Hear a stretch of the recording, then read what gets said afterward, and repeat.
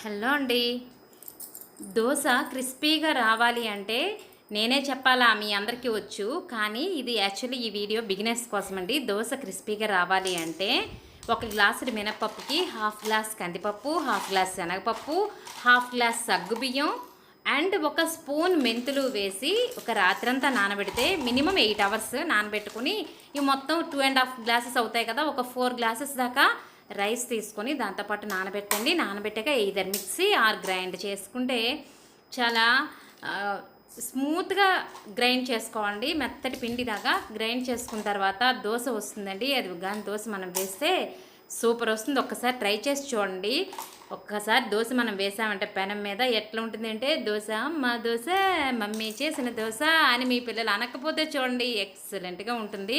ఈ వీడియో కానీ మీకు నచ్చితే please like, share and subscribe. Thank you for watching.